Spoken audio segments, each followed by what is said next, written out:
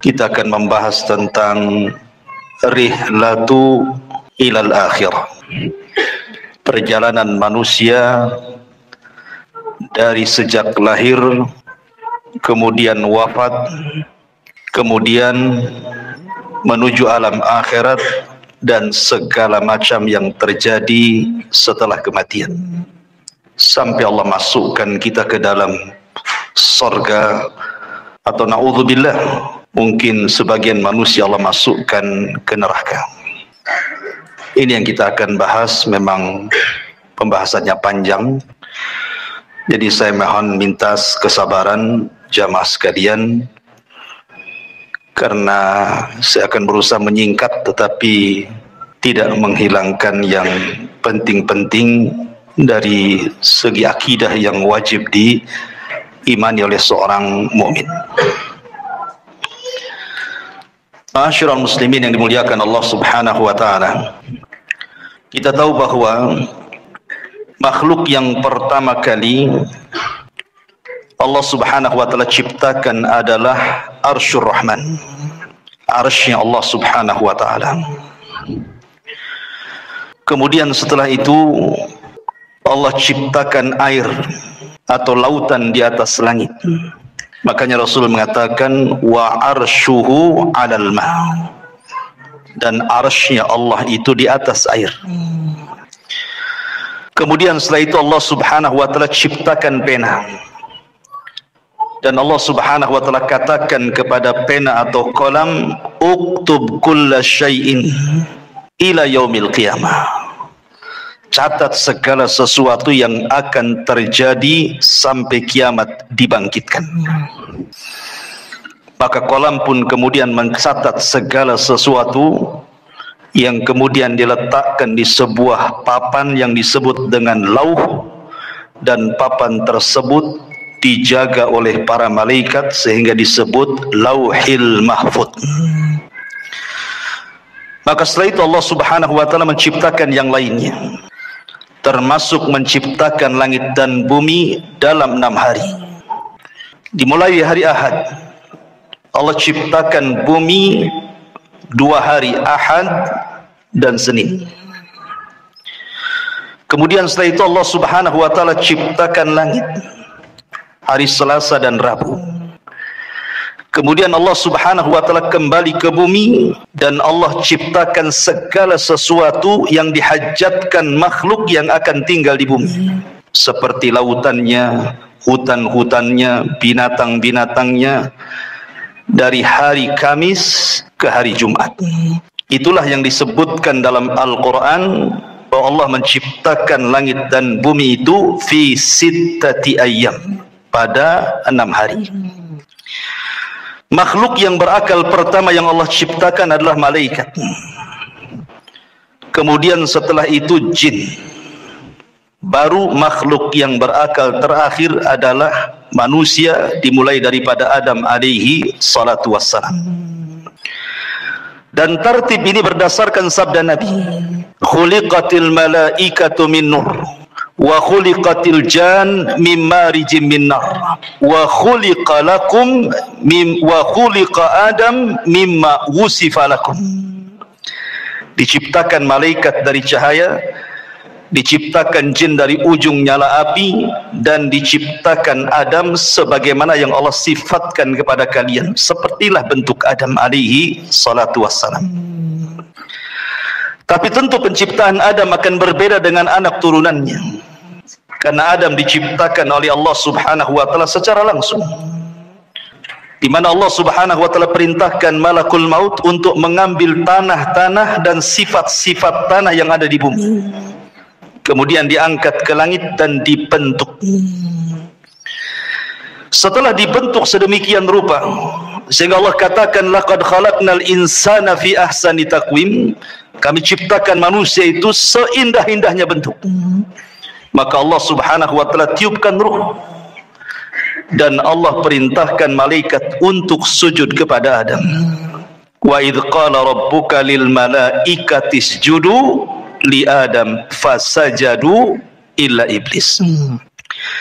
Dan ketika Allah perintahkan kepada para malaikat sujudlah kepada Adam, semua malaikat sujud kecuali iblis. Iblis tidak mau sujud. Dari sinilah penciptaan Adam sejak saat itu memiliki musuh yang disebut dengan iblis. Sebagian ulama mengatakan iblis ini dari kalangan malaikat yang maksiat. Tapi pendapat yang kuat, iblis ini dari kalangan jin, sebagaimana Allah katakan kana minal jin fa fasaqa an amri rabbi. Iblis itu bagian dari jin yang bermaksiat kepada perintah Allah Subhanahu wa taala. Kemudian Adam alaihi salatu wassalam Allah masukkan ke dalam sorga. Sorga itu sesuatu yang nikmat di dalamnya. Ada kebun-kebunnya, ada tanam-tanamannya, ada rumah-rumah yang indah, istana-istana yang megah, sungai-sungai yang luar biasa. Namun karena Adam hidup sendirian, Adam ketakutan di sorga. Sehingga Allah Subhanahu wa taala kehendaki untuk menciptakan satu makhluk yang akan menemani Adam di sorga. Tidurlah Adam. Tiba-tiba Allah ambil tulang rusuk yang paling atas yang dekat jantung, yang paling bengkok sebelah atas, kemudian diciptakan Hawa dari tulang itu. Makanya Rasul mengatakan khuliqatil mar'atu min dila'in. Manusia, wanita itu diciptakan dari tulang rusuk yang paling atas, yang paling bengkok, yang dekat dengan jantung. Tiba-tiba Adam bangun, rupanya di sampingnya ada Hawa. Adam kaget dan mengatakan, man anti, siapa anda? Maka wanita ini mengatakan, ana Hawa. Hawa itu oksigen artinya. Kenapa disebut Hawa? Karena dicipta dari benda yang hidup. Adam itu makhluk yang hidup. Hawa tercipta dari Adam, maka disebut Hawa. Kemudian Adam mengatakan, untuk apa engkau ciptakan? Untuk apa Allah ciptakan dirimu? Hawa mengatakan, untuk menjadikan ketenangan bagimu. Dari sini Allah katakan, wa min ayatihi an khalaqalakum min anfusikum azwaja litaskunu ilaiha wa ja'ala bainakum mawaddatan wa rahmah. Inna fi dzalika laayatin liqaum yatafakkarun. Kalau dengar ayat ini rasanya ingat waktu kawinnya. Dan ini ayat yang biasa dibaca orang kalau menikah ya. Khutbah nikahnya mesti baca ayat ini. Wa min ayatihi, dan dari tanda-tanda kebesaran Allah, an khalaqalakum, Allah menciptakan kalian. Min, dari ciptaan ini Allah ciptakan yang lainnya azwaja, menjadi berpasang-pasangan. Untuk apa pasangan diciptakan? Litaskunu ilaiha, supaya memberikan ketenangan. Di mana suami tenang dengan istrinya, istri tenang dengan suaminya. Makanya orang yang tidak pernah menikah nggak akan tenang. Saat tenang-tenangnya pun tidak akan tenang dia. Gimana? Masak-masak sendiri kan itu. Nyuci-nyuci sendiri, gimana bisa tenang? Ya. Nggak akan tenang. Dan ketenangan itu mukjizat dari Allah Subhanahu wa taala. Dengan ketenangan itu lahirlah mawaddatan wa rahmah. Timbul rasa cinta, timbul pula kasih sayang di situ. Padahal sebelumnya tidak saling mengenal. Terkadang main jodoh-jodohan saja tuh. Tapi dari sini Allah ciptakan Hawa untuk Adam supaya Adam tenang di sorga. Tapi dengan hikmah Allah Subhanahu wa taala yang Allah kehendaki, yang sudah dicatat di Lauhil Mahfuz, Adam pun harus melakukan satu maksiat di sorga. Ketika Allah Subhanahu wa taala katakan wala taqraba hadhihi syajarah, jangan dekat-dekat pohon ini. Dekat saja tidak boleh, apalagi makan. Begitu bahasa Quran. Seperti Allah mengatakan wala taqrabu zina. Dekat zina saja tidak boleh, apalagi berzina. Karena kalau sudah mendekat pasti melihat.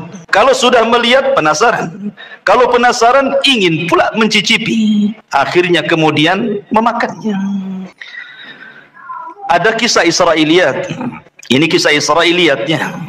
Kisah Israiliyat itu tidak mengapa dikisahkan. tapi jangan didustakan, jangan dibenarkan. Makanya Rasul mengatakan hadithu an Bani Israel wala haraj. Tidak mengapa kisahkan Bani Israel kalau itu tidak bertentangan dengan syariat Islam.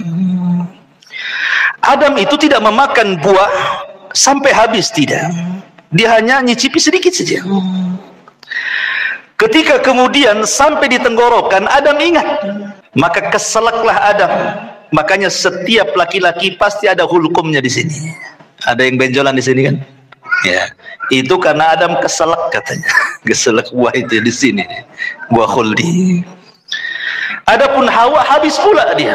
Wah, beda pula laki-laki dengan perempuan. Biasanya perempuan agak rakus ya. Habis dia. Dengan sebab itulah maka Allah Subhanahu wa taala uji Hawa dengan keluar darah haid.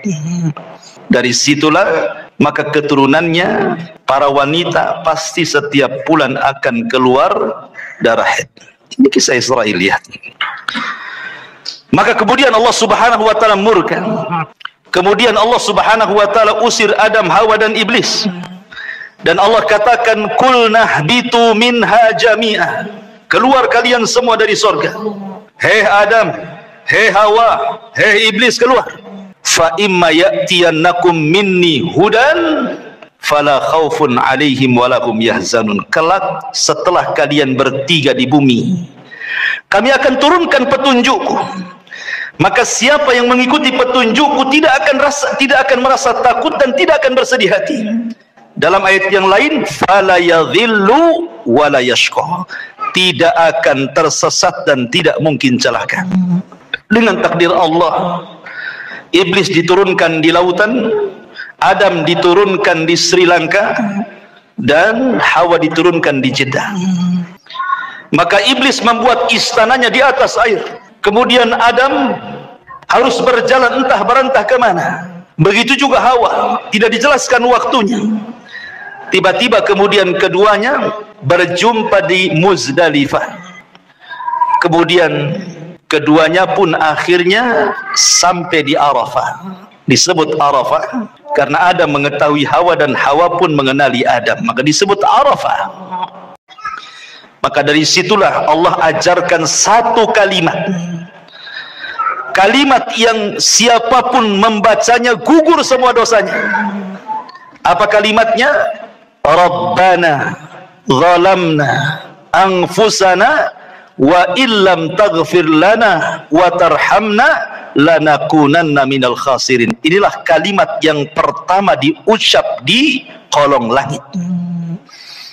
Adam dan Hawa diajarkan kalimat ini. Fatalaqqa Adam min rabbihi kalimat. Rabbana zalamna anfusana ya Rabb.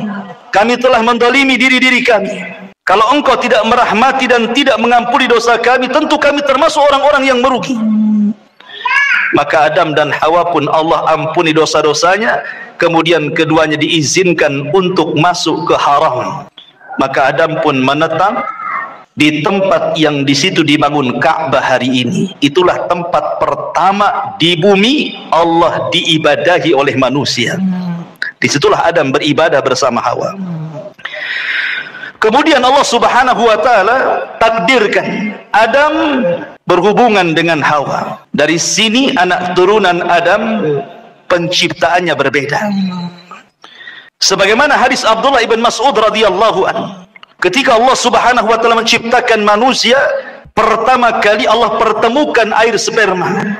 Kemudian masuk ke rahim perempuan. Maka 40 hari menjadi segumpal nutfah sperma. Kemudian 40 hari berikutnya menjadi segumpal darah. Kemudian 4 hari berikutnya menjadi segumpal daging. Kemudian terangkailah badan manusia. Artinya kalau sudah 4 bulan sudah berbentuk tuh. Mana kepalanya, mana tangannya, mana badannya, mana kakinya. Di USG pun tahu kelaminnya sekarang.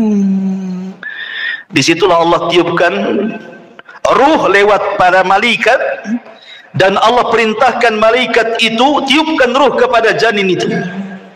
Kemudian catat rizkinya, catat amalannya, catat ajalnya, catat su'ul khotimah dan husnul khotimahnya. Maka setelah 9 bulan, maka lahirlah janin tersebut menjadi manusia. Hawa melahirkan 20 kali dan setiap lahiran selalu kembar, sehingga putra Adam berjumlah 40, 20 laki-laki dan 20 perempuan. Kemudian setelah anak-anak Adam kemudian besar, kita tahu bahwa tujuan diciptakan manusia itu disebut khalifah, karena Allah yang mengatakan inni ja'ilun fil ardi khalifah. Apa sih khalifah itu? Khalifah itu artinya yakhlufu ba'duhu ba'dha. Artinya manusia ini makhluk yang bergenerasi. Meninggal generasi pertama, lahir generasi kedua. Meninggal generasi kedua, lahir generasi ketiga, dan begitu seterusnya. Itu disebut khalifah. Sehingga Adam harus punya keturunan, karena Adam tidak mungkin hidup selamanya. Anak-anaknya pun tidak mungkin hidup selamanya. Makanya Allah syariatkan kepada anak-anak Adam untuk menikah, tetapi dengan cara silang, di mana masing-masing kembaran tidak boleh menikah dengan kembarannya, tetapi disilangkan dengan kembaran orang lain. Maka anak terbesar Qabil dan adiknya Habil diperintah untuk menyilang. Tiba-tiba Qabil terfitnah oleh iblis. Iblis datang kepada Qabil, mewaswasi Qabil, karena selama ini iblis berusaha untuk menggoda Adam dan Hawa. Adam dan Hawa sudah kapok, tidak mungkin digoda lagi. Cukuplah godaan terjadi di sorga, sehingga iblis tidak bisa menggoda Adam dan Hawa. Akhirnya yang digoda adalah anak turunannya. Datang kepada Qabil dan mengatakan jangan mau. Itu kembarannya si Habil itu jelek, kembaranmu cantik. Ngapain kau dapat jelek, bagus dapat yang cantik. Dari sini kita tahu tabiat laki-laki itu suka yang cantik. Kalau perempuan ganteng itu bonus, yang penting kaya, ya kan, cukup gitu ya. Kalau perempuan, kalau laki-laki yang penting cantik walaupun kere. Akhirnya kemudian Qabil menolak, seolah-olah ini putusan bapaknya, bukan putusan Allah. Adam bukan ayah yang diktator. Dia berdoa kepada Allah untuk mencari solusi. Maka Allah Subhanahu wa taala perintahkan keduanya untuk berkurban. Dan Allah katakan watslu alaihim naba abnai adam bil haqq idh qarraba qurbanan fatuqbila min ahadihima wa lam yutaqabbal minal akhar. Ya Muhammad, bacakan kepada mereka tentang kisah dua putra Adam yang dua-duanya berkorban untuk memperebutkan pasangannya. Allah terima salah satunya dan Allah tolak yang lainnya. Yang ditolak korbannya adalah Qabil, yang diterima korbannya adalah Habil. Qabil marah dan mengatakan la aqtulannak, saya akan bunuh kamu. Karena Habil mewarisi sifat Adam. Dia mengatakan la imbasatta yadaka litaqtulani ma ana bibasiti yadiya ilaika liaqtulaka inni akhafullah.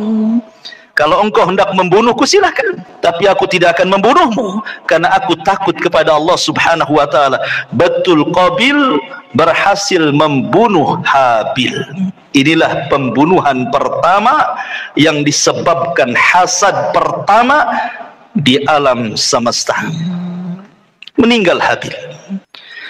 Qabil bingung bagaimana cara penyelenggaraan jenazah, karena kan belum pernah ada orang mati saat itu.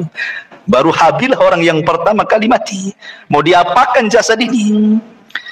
Akhirnya kemudian Qabil melihat ada burung gagak yang sedang berkelahi dengan temannya. Kemudian dibunuh salah satunya. Kemudian dengan tangannya dikorek-koreklah tanah itu. Kemudian dimasukkan kawan yang dibunuhnya. Kemudian dipendam lagi. Kata Qabil, duhai kiranya aku bisa mengambil pelajaran dari gagak itu. Akhirnya dia pun menguburkan abangnya Habil seperti menguburkan burung gagak yang membunuh temannya. Singkat cerita, Adam pun sedih, maka Qabil pun mengambil kembarannya kemudian berpisah dari kelompok Adam. Adam di atas perbukitan, Qabil pun membawa pasangannya ke lembah yang ada di bawah. terjadilah dua kelompok, kelompok atas perbukit dan kelompok bawah di lembah. Maka kemudian Adam pun meninggal, Hawa pun meninggal. Maka wasiat-wasiat Adam terus akhirnya ditanamkan di anak didiknya, sampai kepada Allah angkat Nabi kedua setelah Adam, namanya Syith. Syith inilah yang menjaga kabilah Adam.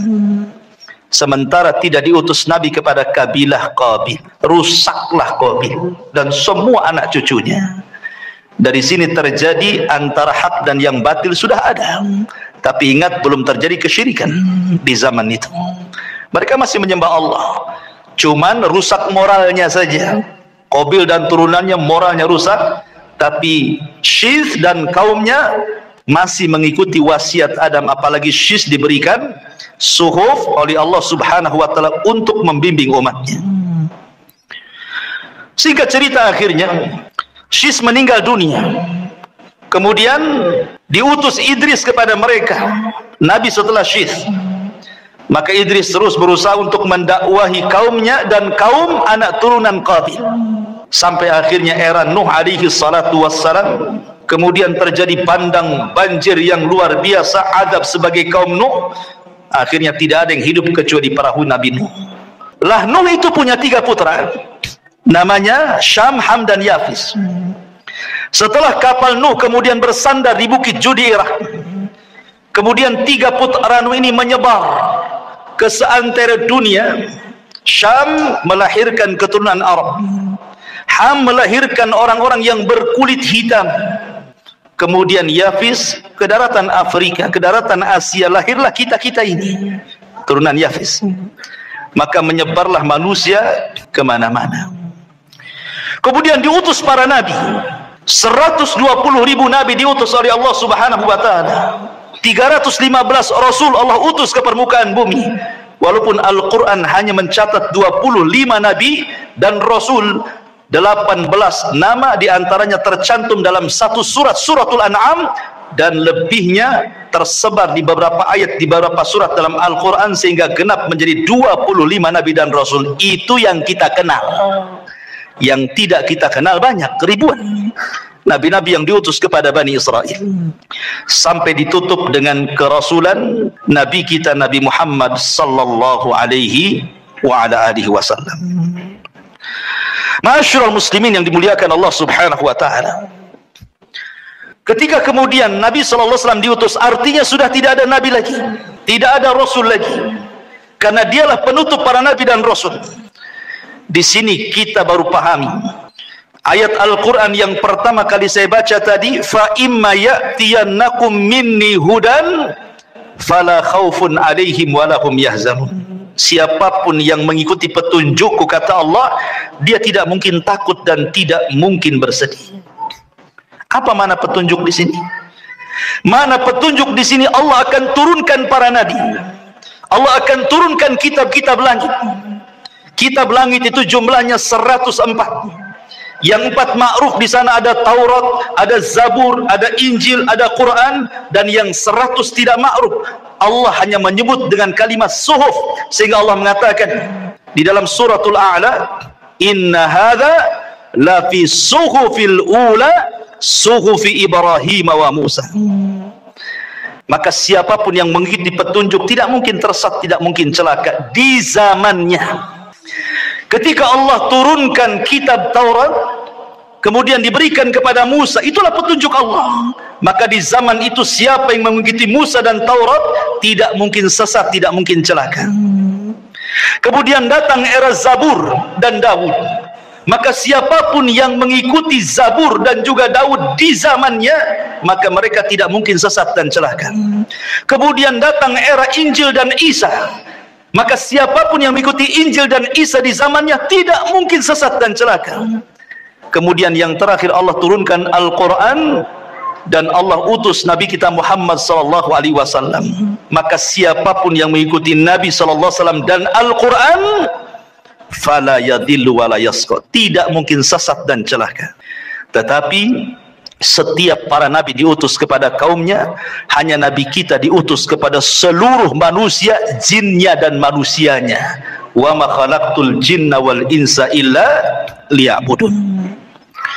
Ma'asyiral muslimin yang dimuliakan Allah Subhanahu wa taala, kondisi manusia, Allah Subhanahu wa taala berfirman dalam Al-Qur'an, inna sa'yakum lasyatta, inna sa'yakum lasyatta, fa amma man a'ta wattaqa wa saddaqa bil husna fasanuyassiruhu lil yusra wa amma man bakhila wastagna wa kadzdzaba bil husna fasanuyassiruhu lil usra. Kehidupan manusia akan berbeda-beda karena Allah mengatakan inna sa'yakum lasyatta, usaha kalian itu berbeda-beda. Ada yang dalam hidupnya manusia ini betul-betul di atas ketaatan, tidak pernah maksiat kepada Allah, dia melaksanakan perintah Allah dan menjauhi larangan, dia berusaha untuk menghalalkan yang Allah halalkan dan menjauhi yang diharamkan Allah. Maka orang-orang yang seperti ini hidup sesuai dengan asal penciptaan manusia, wa ma khalaqtul jinna wal insa illa liya'budun. Tetapi ada manusia itu yang cenderung kufur, mereka tidak melaksanakan perintah, cenderung melanggar larangan, menghalalkan yang diharamkan, mengharamkan yang dihalalkan, maka mereka orang-orang yang celaka. Begitulah manusia, ada yang mukmin, ada yang kafir, ada yang fasik, ada yang taat, ada yang musyrik, ada yang bertauhid, ada yang beribadah, ada yang bermaksiat. Begitulah macam-macam manusia. Allah katakan, ya ayyuhal insan innaka kadihun ila rabbika kadhan famulaki. Wahai manusia, engkau akan bekerja dengan lelah dan letih. Untuk apa? Ila rabbik, menuju Tuhanmu, kadhan, dengan keletihan, famulaki, dan engkau akan berjumpa dengan Allah Subhanahu wa taala. Artinya bahwa manusia dengan berbagai macam daerahnya, negaranya, bentuknya, wataknya, tujuannya satu, kita ini sedang berjalan menuju Allah Subhanahu wa taala. Mau tidak mau kita akan berjumpa dengan Allah. Tapi ada yang berjumpa dengan Allah, Allah senang dengan kita. Ada orang yang berjumpa dengan Allah, Allah benci dengan kita.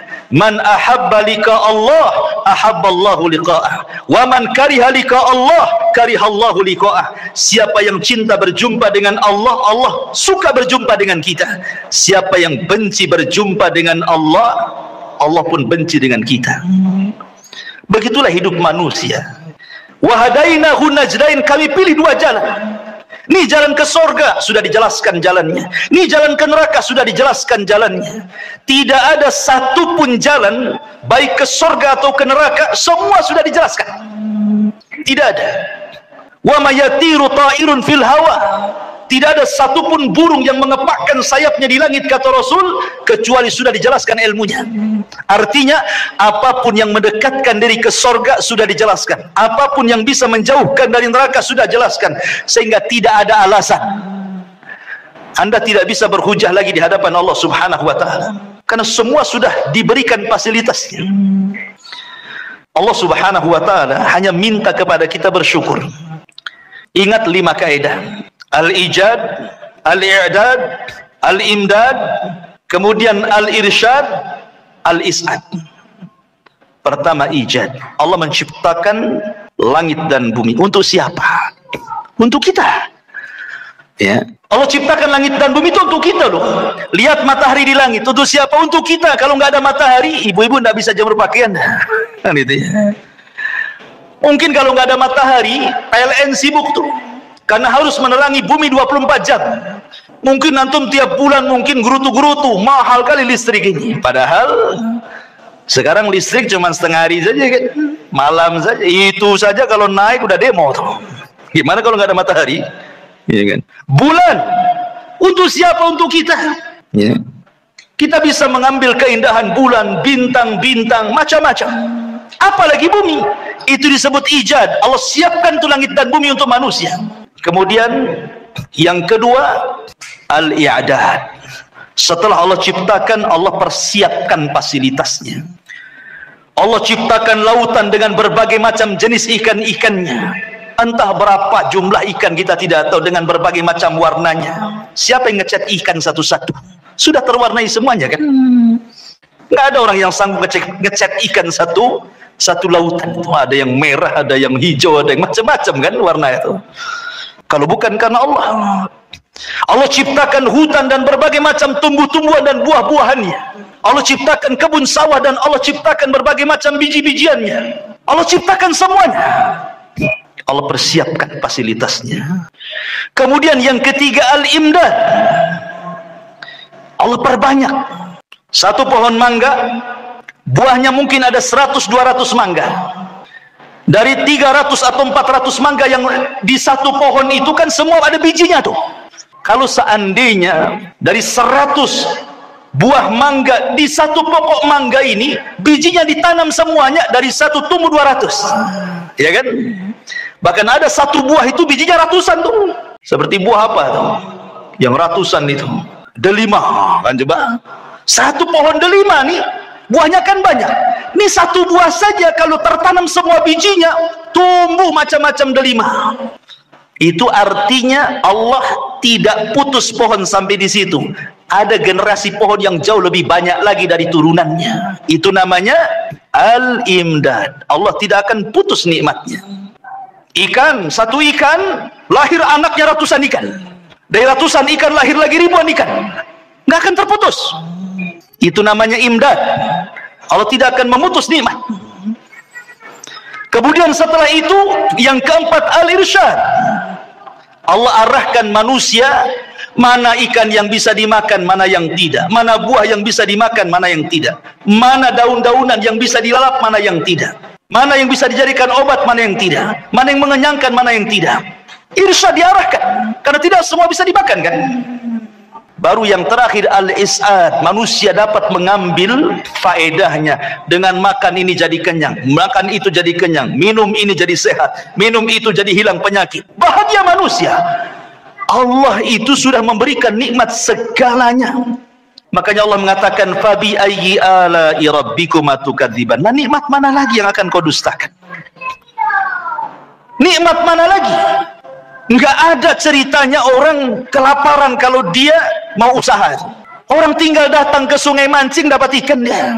Sungai itu kan bukan milik orang. Lautan bukan milik orang. Bawa perahu nelayan tuh memanggil, ada tiketnya masuk lautan? Nggak bisa, nggak ada. Mungkin di tengah lautan ada malaikat, kau bayar dulu baru kau. Nggak ada, ya kan? Anda tanam biji di sawah tuh, tinggal nunggu saja. Allah yang menghidupkan, bukan antum suruh niup-niup dia tumbuh. Kan gitu ya. Tumbuh sendiri, kita tawakal saja tuh. Padi tumbuh, jagung tumbuh, semua tumbuh kan gitu. Siapa yang menumbuhkan? Allah. Allah hanya minta satu. La in syakartum la azidannakum. Kalau kalian bersyukur, ku tambah. Dengan apa cara bersyukurnya? Kita disuruh untuk beribadah, itu saja.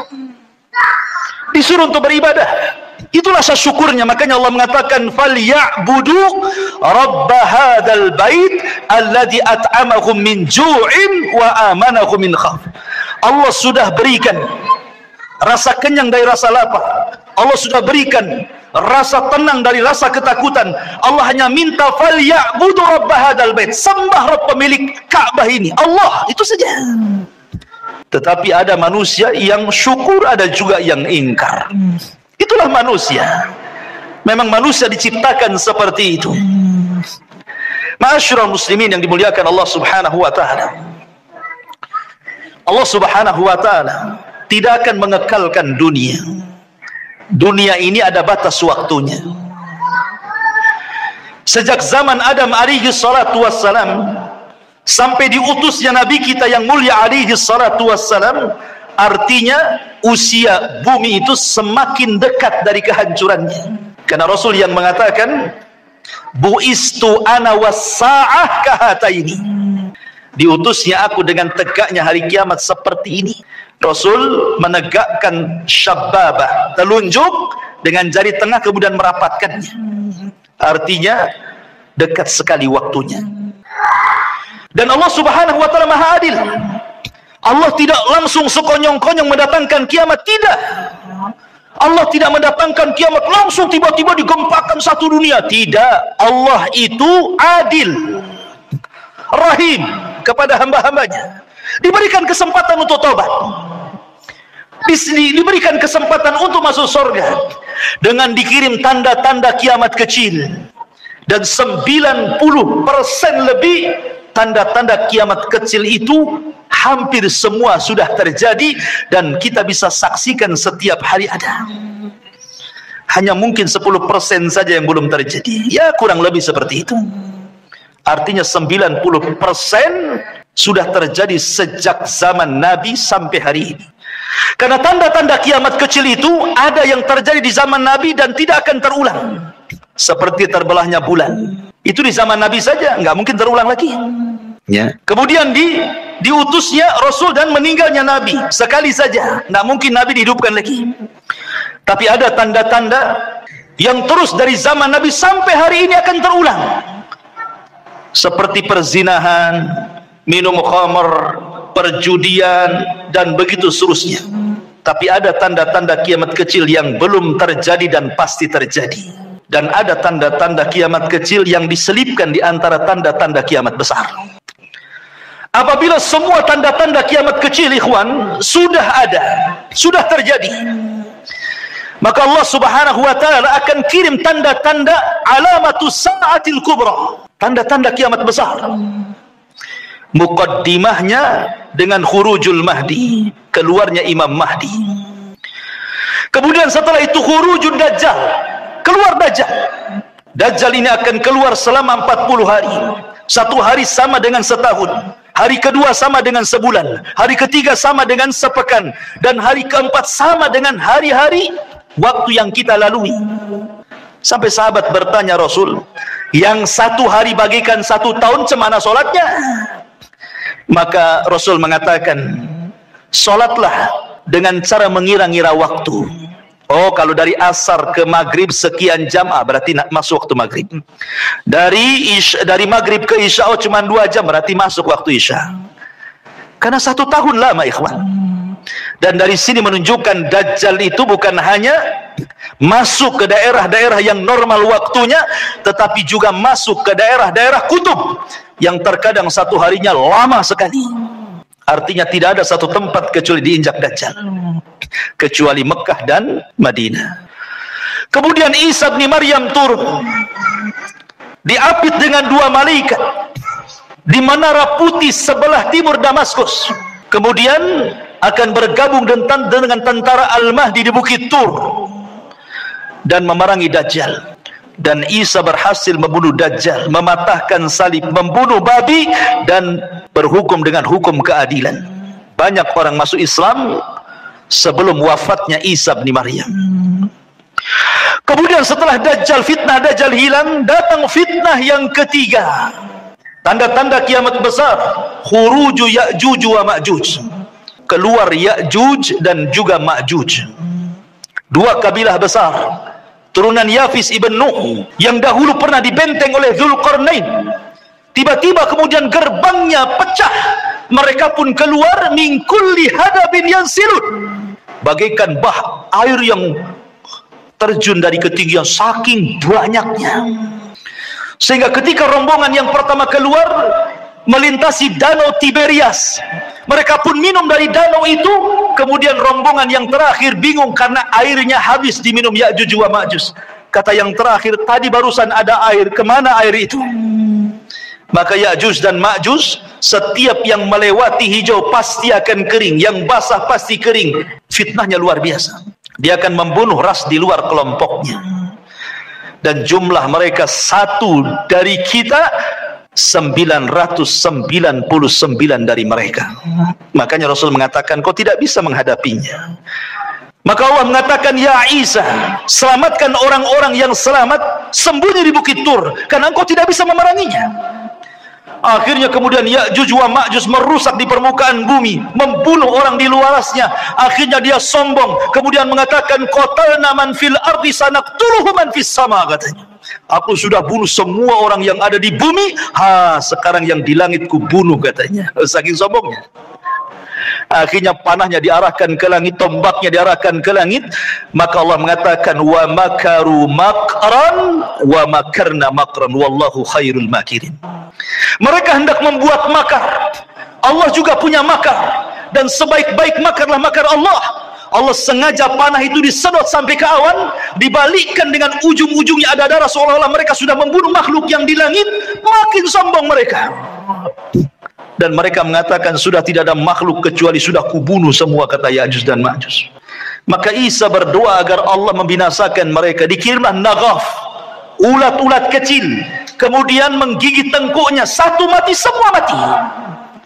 Tidak ada sejengkal di bumi kecuali ada bangkainya. Bagaimana cara membersihkannya? Isa berdoa agar Allah membersihkan bangkai Ya'juj dan Ma'juj. Dikirimnya burung-burung sebesar unta, mengambil bangkai itu, entah dibuang, entah berantah ke laut mana. Akhirnya bumi bersih, kemudian Allah hujani sehingga bumi semakin bersih, dan Allah berikan keberkahan bumi sebagaimana awal penciptaan bumi, sampai buah delima saking besarnya orang bisa masuk 10 bahkan 20 orang ke cangkangnya. Segede apa tuh delimanya? Berarti kalau makan durian gede kali durian tuh. Ya kan? Satu buah durian 20 orang udah kenyang, ke kulitnya aja masuk orang tuh. Allah berkahi itu. Kemudian Isa pun diwafatkan. Maka berlalulah 3 tanda kiamat besar. Khurujud Dajjal, nuzulu Isa, khuruju Ya'juj wa Ma'juj. Kemudian datang tanda-tanda alamat besar. Apa itu? Keluar dukhan, asap yang tebal dari langit, yang tidak jadi pada Ramadan kemarin. Ini dukhan. Dukhan ini alamat tanda kiamat besar. Dan itu tanda-tanda langit, bukan tanda-tanda bumi. Dukhan itu datang dari langit, bukan karena orang bakar hutan kemudian asapnya naik ke langit jadi dukhan. Memang sudah ada asap di langit tebal hitam. Siapapun yang menghirupnya, kalau dia seorang mukmin paling tinggi bersin, sudah sakit kepala, demam. Tetapi kalau yang menghirupnya orang kafir, munafik, pelaku dosa besar, maka mereka akan merasakan kesakitan yang luar biasa, mengeluarkan darah dari telinga, hidung dan matanya, saking sakitnya. Akhirnya mereka berdoa, Allahumma kshif annal adzab, ya Allah tolong hilangkan azab ini, kami akan bertobat. Akhirnya Allah pun hilangkan. Bertobat? Tidak juga bertobat. Ketika mereka tidak mau juga kunjung bertobat, yang beriman tetap dengan keimanannya, yang kafir tetap dengan kekafirannya, yang fasik tetap dengan kefasikannya, apa yang terjadi? Allah subhanahu wa ta'ala takdirkan tiba-tiba matahari terbit dari arah barat.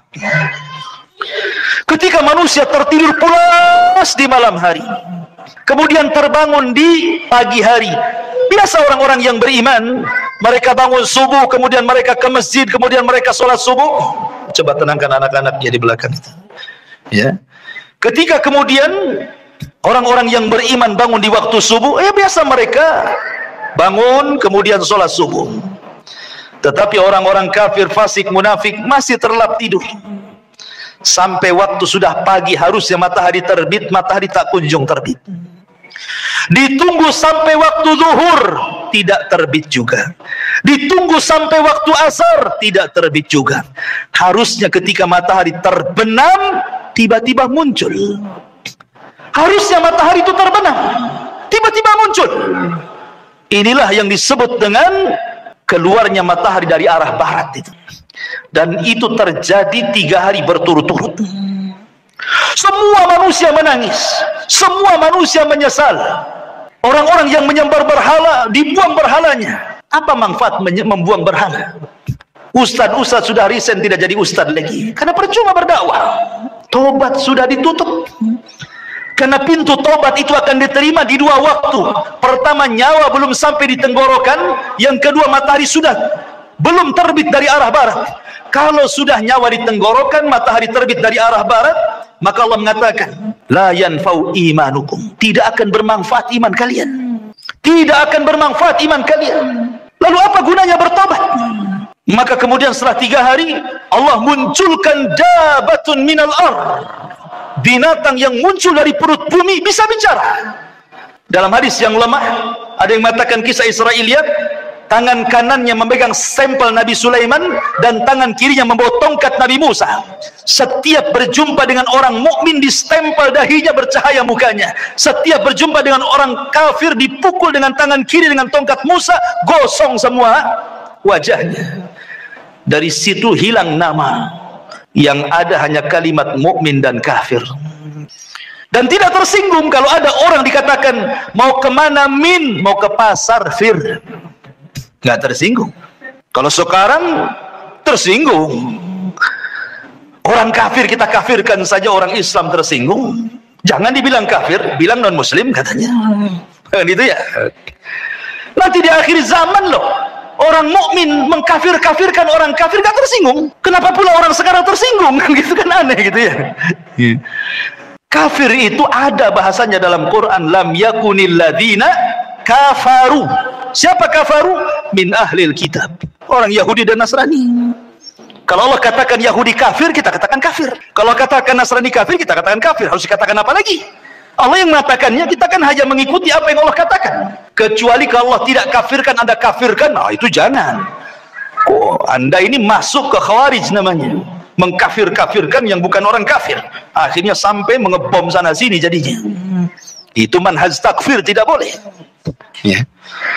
Maka setelah kemudian tidak ada satupun manusia kecuali stempel oleh dabatul ar, ini binatang yang melata yang bisa bicara ini. Binatang ini tidak membunuh, dia hanya menstempel-stempel saja. Kemudian binatang ini pergi entah berantah, hilang, karena ini tanda-tanda kiamat.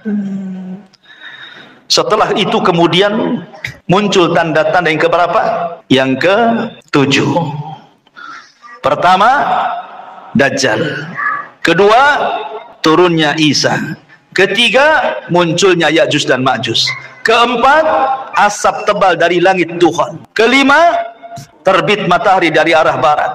Keenam, munculnya binatang yang melata yang keluar dari perut bumi dan bisa bicara dan menstempel manusia.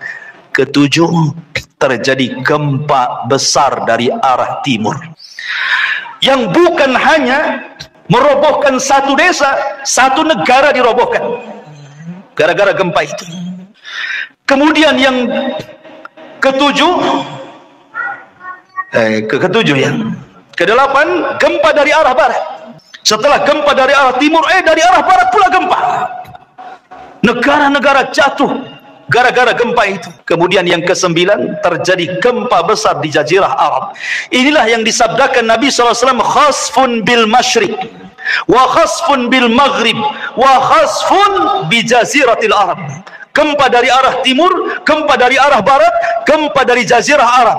Dan yang terakhir, khurujun nar, munculnya larva, munculnya api yang besar keluar dari perut Aden Yaman dan keluar dari negeri Hijaz. Kemudian api ini bergabung di antara dua tempat ini, menggiring manusia satu dunia, kemudian mengarahkan mereka ke negeri Syam. Api ini tidak membakar manusia, tapi dia membakar yang lainnya, karena tugasnya menggiring manusia sampai ke Syam. Setelah di Syam inilah yang disebut dengan Ardul Mahsyar, bumi perkumpulan manusia satu dunia di situ. Kemudian Allah kirim angin yang sepoi-sepoi, yang dingin banget angin ini. Angin ini masuk ke ketiak-ketiak orang yang masih punya iman walaupun sebiji dzarah. Kemudian Allah cabut nyawanya sehingga tidak ada yang beriman lagi di permukaan bumi. Disinilah Nabi SAW mengatakan, la taqumu sa'ah illa ala syiraril khalqi. Tidak mungkin tegak hari kiamat kecuali orang-orang yang hidup di permukaan bumi, tersisa orang-orang kafir. Orang yang beriman tidak akan merasakan kiamat karena sudah mati semua. Yang merasakan kiamat itu orang kafir. Yang Allah katakan yauma, pada hari ketika yanfukhu nafkhatan, di mana Allah Subhanahu wa taala memerintahkan malaikat Israfil untuk meniupkan sangkakala pertamanya. Apa yang terjadi? Idza zulzilatil ardu zilzalaha. Ketika tiupan itu ditiup oleh Israfil, maka satu bumi akan digempahkan. Wa idzal biharu fujirat, maka semua air lautan ditumpahkan ke daratan. Wa idzan nujumun tasharat, semua bintang-bintang akan dijatuhkan. dan semua gunung-gunung akan tercabut dari pasaknya, kemudian bergeser dari tempatnya, kemudian diterbangkan seperti kapas, ka'asfi ma'ful, seperti kapas, kemudian dibenturkan di langit, kemudian dikembalikan ke bumi, hanya tinggal tanah, debu, sehingga Allah mengatakan kal ihnil manfush, seperti kapas kalau diletakkan di kipas tuh terbang ke sana-sana. Itulah gunung. Berapa hari penghancuran seperti ini? Lah ketika terjadi kiamat, penghancuran alam semesta, maka Allah Subhanahu wa taala membuka seluruh pintu langit. Wa futihatis sama fakanat abwaba. Pintu langit dibuka semua. Semua malaikat keluar dari langit-langit itu. Karena langit akan digulung seperti kita menggulung kertas. Maka ketika betul-betul terjadi kiamat, Allah wafatkan semua para malaikat, Allah wafatkan semua jin, dan Allah wafatkan semua manusia.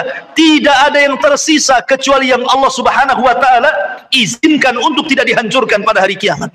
Seperti arsy, seperti kursi, seperti lauhil mahfud, seperti roh, seperti tulang ekor manusia, tidak dihancurkan, tapi semua dihancur-hancurkan. Berapa lama? Hadis Abu Hurairah radhiyallahu anhu mengatakan 40, tanpa menyebut 40 tahun, 40 bulan, 40 hari. Pokoknya 40 lah kata Abu Hurairah. Ya bisa 40 hari kehancuran alam semesta, bisa 40 bulan, bisa juga 40 tahun. Karena ketika Abu Hurairah ditanya, ya Abu Hurairah, apakah 40 hari? Fa'abaitu, aku enggan menjawabnya. Apakah 40 bulan? Fa'abaitu, aku enggan menjawabnya. Apakah 40 tahun? Fa'abaitu, aku pun enggan menjawabnya. Pokoknya 40 lah kan itu. Itu antara tiupan sangkakala pertama ke tiupan sangkakala kedua. Hancur semua alam semesta ini. Hancur semuanya. Ini yang disebut dengan kiamatul kubra, kiamat besar. Ada kiamat kecil, ada kiamat besar. Kiamat kecil apa? Idza mata ahadukum qamat qiyamatuhu. Kalau salah seorang di antara kalian mati, itulah kiamatnya. Tapi kalau kiamat besar bukan satu dua orang mati, semua mati. Jinnya mati, malaikatnya mati, manusianya mati. Yang meniup sangkakala pun mati. Malaikat maut pun mati. Malaikat maut aja ikut mati. Ketika malakul maut datang kepada Allah Azza wa Jalla, Allah mengatakan, man abqait, siapa yang kau sisakan, kau tidak cabut nyawanya? Kata malaikat maut, tinggal Jibril, Mikail, Israfil. Kata Allah, cabut semuanya. Maka Jibril dicabut nyawanya, Israfil dicabut, Mikail dicabut. Kemudian malakul maut datang kepada Allah, siapa lagi yang tersisa? Kata malakul maut, tidak ada ya Rabb illa abdukal fakir, kecuali hambamu yang fakir. Oh kalau gitu mati kamu, katanya. Mati juga dia. Ya. Maka ketika 40, di angka 40 terjadi kehancuran yang luar biasa itu, sudah tidak ada makhluk yang berakal lagi. Bumi sudah hancur, langit sudah hancur, semua sudah hancur. Apa yang terjadi?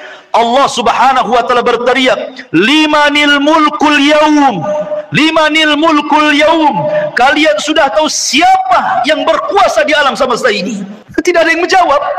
Enggak ada malaikat, enggak ada jin, enggak ada manusia, semua mati. Maka Allah jawab sendiri, lillahil wahidil qahar. Alam semesta ini pemiliknya hanya zat yang maha satu, yang maha perkasa, Allahu Azza wa Jal. Itulah yang difirmankan dalam surah Al-Fatihah, Maliki Yaumiddin. Itu makna Maliki Yaumiddin itu, raja pada hari pembalasan. Maka setelah kemudian Allah Subhanahu wa taala atur kembali alam semesta untuk menjadi alam akhirat. Maka bumi yang kita pijak hari ini, Allah katakan yauma tubaddalul ardu ghairal ardh. Pada hari di mana bumi Allah hancurkan, kemudian Allah ganti dengan bumi yang baru. Kata para ulama, bukan bumi ini hilang datang bumi baru, tidak. Bumi yang kita pijak ini pula bumi padang mahsyar. Cuman bentuknya dirubah. Yang tadinya bulat kemudian dibentangkan.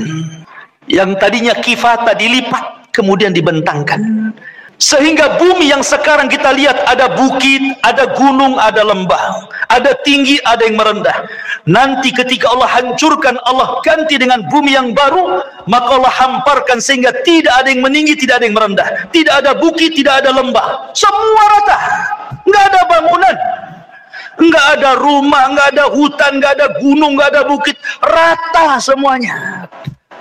Kenapa Allah ratakan wa idzal ardu muddat, dan apabila bumi diratakan supaya makhluk sejak Adam meninggal sampai terakhir mati muat di bumi itu. Sekarang bumi itu dalam bentuk bulat kan, lonjong atau bulat. Di bumi ini ada lautnya, di bumi ada hutannya, di bumi ada bukit, ada gunung. Tidak semua tempat dihuni manusia. Kalau seandainya bumi tidak dirubah, kemudian seluruh manusia dibangkitkan sejak Adam sampai yang terakhir mati, tidak akan muat bumi ini. Makanya kemudian dihancurkan, gunungnya diratakan, ditimbun lautnya diratakan, tidak ada lembah, semua rata, sehingga kalau dibangkitkan semua akan muat di situ. Itulah padang mahsyar. Allah katakan wa akhrajatil ardu athqalaha. Allah Subhanahu wa taala bangunkan malaikat Israfil untuk meniupkan sangkakalanya yang kedua. Ketika Israfil kemudian bangkit, kemudian meniupkan sangkakala keduanya, maka terjadilah yaumul ba'tsi wan nusyur, hari di mana manusia dibangkitkan kemudian dikumpulkan. Maka ketika itu Allah katakan wa akhrajatil ardu athqalaha, kami keluarkan beban-beban bumi. Maksudnya manusia, bangkai-bangkai manusia itu semua terangkai kembali dari mana? Dari tulang ekor. Karena tulang ekor manusia tidak dihancurkan pada hari kiamat. Ketika Allah memerintahkan Israfil untuk meniup sangkakala yang kedua, dari tulang ekor setiap manusia itulah tercipta manusia kembali. Padahal sudah hancur dengan kiamat kan, tapi tulang ekor tidak hancur, karena dari situ Allah kembali ciptakan kita. Kemudian jasad itu dilempar ke permukaan. Bayangkan sejak zaman Adam sampai terakhir mati itu jasad itu bergelimpangan di padang mahsyar. Maka Allah Subhanahu wa taala katakan wa idzan nufus zuwijat, apabila ruh dilesatkan dari illiyin kalau ruhnya orang yang beriman, kemudian dilesatkan dari sijin kalau ruhnya orang kafir, kemudian masuk ke jasad-jasad mereka tanpa tertukar jasadnya. Gak mungkin antum tertukar dengan kawan antum. Salah, ini badan antum di sini kok ruhnya masuk situ? Enggak, pasti akan pas ruh dengan jasad, ya itu juga. Ya, disitulah manusia dibangkitkan. Ketika manusia dibangkitkan, orang-orang kafir ini digambarkan dalam surah Yasin. Ya wailana man ba'asana mim marqadina, katanya. Duhai celaka kami, siapa yang membangunkan kami dari tidur-tidur kami ini? Maka mereka digambarkan seperti apa? Seperti larang. Al-qari'atu mal qari'ah wa ma adraka mal qari'ah. Yauma yakunun nasu kal farashil mabthus, seperti laron. Antum tahu laron? Laron ini kalau ada lampu maka dia akan mengejar lampu, dan mereka terbangnya tidak ada aturan, sehingga karena tidak ada aturan diterjang kawannya, besoknya jatuh semua, sayapnya tak kemana-mana. Begitulah kondisi manusia pada hari kiamat. Orang-orang kafir yang ke barat lari ke timur, yang dari timur lari ke barat, yang selatan lari ke utara, mereka tidak ada tujuan, seperti larang. Yauma yafirrul mar'u min akhi wa ummihi wa abi wa sahibatihi wa bani likulli imri'in yauma idzin sya'nun yughni. Di mana orang lari dari saudaranya, lari dari ibu bapanya, lari dari pasangan dan anak-anaknya. Semua manusia sibuk dengan sendirinya, kecuali orang-orang yang beriman. Dibangkitkan, tidak lari. Di sampingnya sudah ada pasangan istri, suaminya, anak, ibu, kakek, semua. Walladzina amanu wattaba'athum walladzina amanu, dan orang-orang yang beriman, wattaba'athum dzurriyyatuhum biimanin, kemudian keimanan diikuti oleh keluarganya, alhaqna bihim dzurriyyatuhum, maka kami kumpulkan keluarga yang beriman di satu tempat. Ketika orang-orang yang beriman ini melihat orang-orang kafir lari ke sana kemari, maka mereka hanya mengatakan hadza ma wa'adar rahman wa sadaqal mursalun. Inilah janji dari Allah Ar-Rahman dan benarlah ucapan para nabi. Ma'asyiral muslimin yang dimuliakan Allah Subhanahu wa taala. Ketika itulah baru ada penyeru di tengah-tengah padang mahsyar. Kemudian barulah manusia tertuju kepada satu suara. Kepada satu suara. Dan Allah Subhanahu wa taala bahasakan kal jaradil muntashir, seperti belalang-belalang yang sedang berterbangan. Belalang itu kalau terbang bersama koloninya pasti akan tertuju kepada satu titik. Maka semua tertuju kepada satu titik. Di sini disebut dengan ardul mahsyar. Kita akan dikumpulkan. Ya. Ketika mereka dibangkitkan, Nabi SAW mengatakan, yuhsyarun nas yaumal qiyamah khufatan, uratan, ghurlan, buhman. Ketika manusia dibangkitkan, khufat, tidak pakai celana, tidak pakai baju, telanjang bulat. Kemudian tidak dikhitan. Kemudian tidak pakai sandal. Kemudian tidak membawa harta di badan. Mau siapapun anda mau presiden, mau menteri, mau orang kaya, dibangkitkan sama.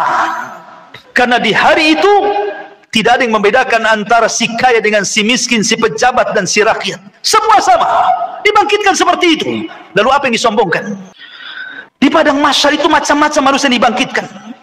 Ada yang dibangkitkan kecil sekali, sehingga dia harus terseok-seok dengan orang-orang yang besar, hampir terinjak kakinya. Mereka lah orang-orang yang sombong di dunia. Allah bangkitkan seperti zarrah di akhirat, seperti kecil, seperti semut di tengah-tengah orang besar, sehingga terseok-seok harus menghindari larinya kaki orang tuh. Ya, di dunia dia merasa besar, sombong. Di akhirat Allah kecilkan. Ada yang berteriak-teriak, ya Rabb, ya Rabb, tapi Allah tidak memandangnya. Allah tidak mengajak bicara dengannya. La yanzurullahu yaumal qiyamah. Allah tidak akan melihatnya walaupun dia berteriak ya Rabb, ya Rabb, ya Allah, ya Allah. Ada orang-orang yang tidak akan dilihat oleh Allah pada hari kiamat. Ada orang-orang yang tidak akan disucikan oleh pada hari kiamat, tidak akan diajak bicara oleh Allah pada hari kiamat. Ada orang-orang yang lari, tetapi mereka berjalan dengan kepala kakinya di atas. La haula wala quwata illa billah. Bagaimana caranya? Allahu a'lam. Allah atas segala sesuatu maha mampu menjalankan orang dengan kepalanya, kakinya di atas. Ada orang-orang yang berjalan dengan buta, sehingga dia mengatakan, ya Rabbi lima hasyartani a'ma wa qad kuntu basira. Ya Rabb, di dunia aku melihat, kenapa di sini buta, katanya. Macam-macam orang itu di padang mahsyar itu, ikhwan. Karena orang dibangkitkan itu ala ma mata alaih, sebagaimana kematiannya. Ada ketika di dunia dia menusuk-nusuk untuk bunuh diri, maka ketika dibangkitkan di tangannya sudah ada pisau sedang menusuk-nusuk badannya. Ya, bayangkan, manusia dibangkitkan itu macam-macam bentuknya. Baru kemudian manusia dikumpulkan di satu tempat. Di sini terjadi faslul qadha. Yang pertama kali faslul qadha, di mana Allah Subhanahu wa taala akan membentangkan mahkamah peradilan di tengah-tengah manusia. Dan yang pertama kali diadili adalah para nabi. Para nabi, ikhwan, diadili dulu. Dengan cara apa? Para nabi dikumpulkan umatnya. Nuh bersama umatnya, Nabi Saleh bersama umatnya, Nabi Syuaib bersama umatnya, semua para nabi bersama umatnya. Kemudian Allah akan berkata kepada umatnya, ya umat Nuh, sudahkah Nuh menyampaikan risalahnya? Orang-orang kafir dari umat Nuh mengatakan, ya Rabb, Nuh tidak pernah menyampaikan risalah kepada kami. Mereka hendak berdusta. Kemudian Allah mengatakan, ya Nuh, lihat, engkau belum pernah menyampaikan risalahku kepada mereka. Kenapa kau tidak sampaikan? Maka Nuh mengatakan, ya Rabb, aku sudah sampaikan. Kalau engkau tidak percaya, aku punya saksi. Maka Allah mengatakan, kalau begitu datanglah saksi. Maka Nuh alaihi salatu wassalam meminta kepada Rasul kita Muhammad sallallahu alaihi wasallam untuk menjadi saksi bahwa Nuh sudah menyampaikan risalahnya. Maka Allah panggil Rasul kita Muhammad sallallahu alaihi wasallam, ya Muhammad, kenapa kok mau jadi saksi kepada Nuh alaihi salatu wassalam? Bukankah usiamu dengan usia Nuh terpaut jauh dan engkau tidak hidup di zaman Nabi Nuh? Bagaimana kau akan jadi saksi mereka? Maka Rasulullah SAW mengatakan, ya Rabb, ya aku tidak hidup di zaman Nabi Nuh, tetapi aku yakin bahwa Nuh sudah menyampaikan risalahnya. Maka Allah mengatakan, apa yang membuat anda yakin bahwa Nuh menyampaikan risalahnya? Maka Rasul mengatakan, karena engkau yang bicara seperti itu ya Rabb. Kemudian Rasul membacakan surat Nuh. Engkau yang ngomong dalam Al-Quran bahwa Nuh sudah menyampaikan risalahnya. Maka Allah mengatakan, shadaqta, benar engkau. Wa kadzabu haula, dan mereka sudah berdusta.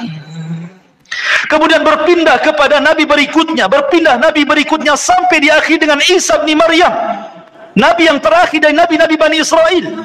Inilah isyarat bahwa nabi akan menjadi saksi bagi seluruh para nabi. Ketika nabi hendak rindu ingin mendengar Al-Quran, yang dipanggil siapa? Abdullah bin Mas'ud. Abdullah bin Mas'ud, bacakan, iqra alayya Al-Quran, baca untukku Quran. Kata Abdullah bin Mas'ud, ya Rasulullah, aqra'u alaika al-Quran wal Qur'anu unzila ilaika? Rasul, apakah saya harus membaca Quran sementara Quran turun kepadamu? Oh tidak. Kata Rasul, iqra, baca, saya ingin mendengarkan suaramu. Maka kata Abdullah bin Mas'ud, baik. Akhirnya Abdullah bin Mas'ud membaca suratun Nisa sampai kepada ayat. Apa ayatnya? Hatta idza ji'na min kulli ummatin bisyahid wajibna bika ala haula'i syahida. Bagaimana ya Muhammad kalau tiap-tiap umat itu mendatangkan saksi-saksinya, kemudian engkau menjadi saksi mereka? Maka Nabi SAW kemudian menangis dan mengatakan, ya Abdullah, hasbuka, hasbuka, cukup, cukup. Maka Abdullah bin Mas'ud melihat Rasul menangis sehingga membasahi janggutnya. Rasul akan menjadi saksi bagi setiap umat dan setiap nabi. Setelah para nabi kemudian dimintai pertanggungjawabannya, barulah Allah Subhanahu wa taala mengarah kepada umatnya, kepada kita semuanya. Baru Allah Subhanahu wa taala bertanya kepada kita. Disitulah yang disebut dengan al-ardu. Ard. Apa itu ard? Allah Subhanahu wa taala akan tampakkan kepada kita perbuatan kita di bumi, Allah tampakkan di akhirat. Allah tampakkan tuh. Ya. Kemudian Allah Subhanahu wa taala memberikan catatan kepada hamba. Setiap hamba itu diberikan catatan. Kalau Allah mengatakan iqra kitabak, baca bukumu, maka dia pun membaca. Dia pun membaca apa yang sudah dia lakukan. Ingat, khususiyah yaumul akhir, kehususan hari kiamat, di mana Allah berikan memori hafalan manusia dikembalikan. Mereka kuat hafalannya. Kalau sekarang di dunia 1 minggu kemarin Anda pernah mengucapkan apa? Anda pernah berbuat apa? Anda pernah mendolimi siapa? Anda pernah hasad kepada siapa? Lupa antum. Baru 1 minggu tuh, ya kan? Baru 1 minggu sudah lupa kan itu ya? Tapi di akhirat Allah berikan kekuatan hafalan. Sejak antum akil balik sampai antum diwafatkan, hafal antum. Oh, jam segini hari ini tanggal sekian-sekian aku begini. Hafal. Untuk dicocokkan dengan catatannya. Dan ketika itu ikhwatu fiddin tidak bisa berdusta di hadapan Allah. Yauma nakhtimu ala afwahihim wa tukallimuna aydihim wa tashhadu arjuluhum bima kanu ya'malun. Mulut terkunci, tangan bicara, kaki menyaksikan apa yang sudah diperbuatnya. Bayangkan, saksi bukan hanya anggota badan, bahkan kulit jadi saksi. Kulit tiba-tiba bicara di hadapan Allah dan menyalahkan badannya. Akhirnya badan kemudian mengkritik kulit dan mengatakan, lima syahidtum alaina, kenapa engkau wahai kulit menjadi saksi bagi badanmu sendiri? Kata kulit, antaqana Allah yang membuat bicara, aku mau apa? Tidak cukup dari situ, bumi yang kita pijat akan jadi saksi. Karena yauma idin tuhadditsu akhbaraha, pada hari itu bumi menghabarkan kisah-kisah orang yang pernah di atas bumi itu. Lautan akan jadi saksi, langit akan jadi saksi, malaikat akan jadi saksi. Siapa yang bisa mungkir dari kesalahan, ikhwan? Semua jadi saksi. Di bumi antum bisa bayar lawyer, cari yang pandai bicara, dia bisa mendustakan yang jujur didustakan. Di akhirat lawyer aja butuh lawyer, lawyernya butuh lawyer, pengacaranya butuh pengacara. Tapi di akhirat tidak ada pengacara. Apa yang mau diacarakan? Nggak ada pengacara. Semua jadi saksi. Ma'asyiral muslimin yang dimuliakan Allah Subhanahu wa taala, mulailah manusia dihisab. Pertama, kemudian Allah Subhanahu wa taala akan terbangkan catatannya. Di situ ada yang mengambil dengan tangan kanannya, dengan tangan kirinya, dengan tangan kiri dari belakangnya, dan itu menunjukkan keselamatan dan tidaknya orang. Orang yang beriman ambil dengan tangan kanannya. Dengan bangganya dia mengatakan, "Ha umuqra'u kitabiyah." Baca kitabku, katanya. Dia sudah tahu isinya baik. Itu bangga dia. Tetapi orang-orang yang mengambil catatan dengan tangan kirinya, dia mengatakan apa? Ya laitani lam uta kitabiyah walam adri ma hisabiyah. Duhai kiranya aku tidak mau mengambil catatanku dan aku tidak tahu apa hisabku. Sampai terakhir dia mengatakan, ma agna anni maliyah halaka anni sultaniyah. Duhai kiranya kekuasaan yang aku bangga-banggakan di dunia enggak ada manfaatnya. Duhai kiranya harta yang bertumpuk di dunia pun tidak ada faedahnya. Menyesal dia. Kan itu ya. Kemudian mereka dikumpulkan di padang mahsyar, terjadilah hisab kepada binatang. Di situ dikumpulkan semua binatang, mulai dari semut sampai kepada buaya darat, dikumpulkan semua di situ. Kenapa? Karena di antara binatang juga ada yang saling menzalimi, yang bertanduk nanduk, yang tidak bertanduk.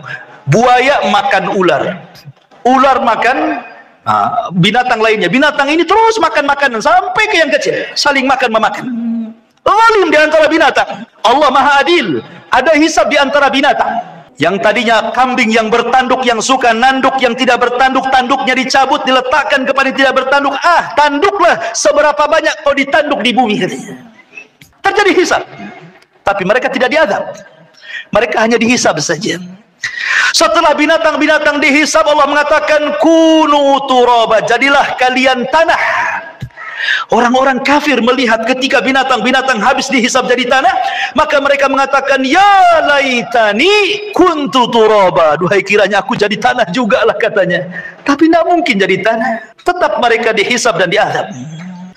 Ikhwan, manusia akan dikumpulkan selama 50.000 sanah, 50.000 tahun, dalam kondisi berdiri. Tidak ada di padang mahsyar itu yang duduk kayak antum gini, enak kali. Apalagi sambil baring bawa tikar, nggak ada tikar. Posisi mereka berdiri karena Allah mengatakan yauma yaqumun nasu lirabbil alamin. Pada hari itu manusia berdiri menghadap Rabbnya.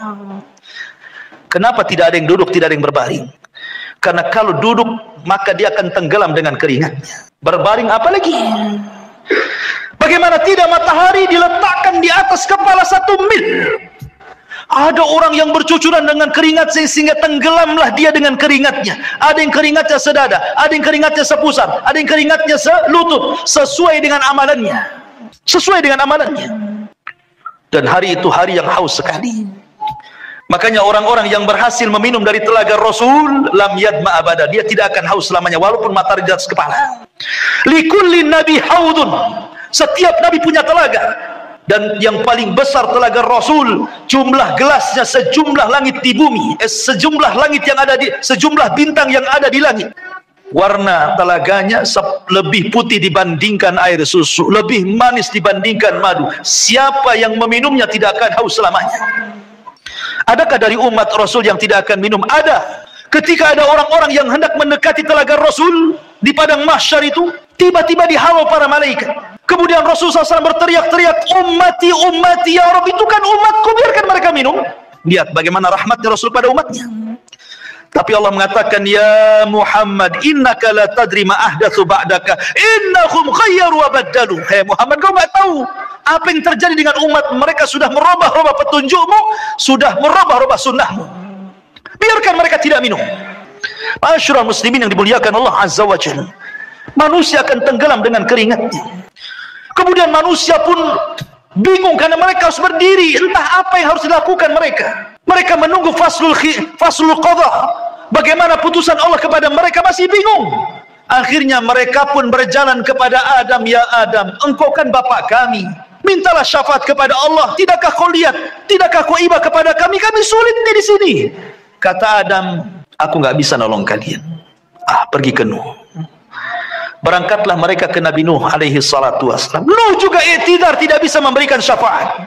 Kata Nuh, sebaiknya kalian kepada Ibrahim. Temui Nabi Allah Ibrahim alaihi salatu wassalam. Berangkat mereka ke Nabi Allah Ibrahim. Ya Ibrahim, wahai Ibrahim, anta Khalilur Rahman, kau adalah kekasih Allah. Ala tara ila ma nahnu fi, tidakkah kau lihat, tidakkah kau iba melihat kondisi kami? Kata Ibrahim, tidak, aku pernah berdosa 3 kali. Sebaiknya kau datang kepada Musa, temui Nabi Musa. Berangkat ke Musa. Kata Musa, aku juga tidak bisa karena pernah membunuh orang. Ke Isa saja, temui Nabi Isa. Isa tidak menyebutkan uzurnya, tapi datangi Rasul Muhammad sallallahu alaihi wasallam.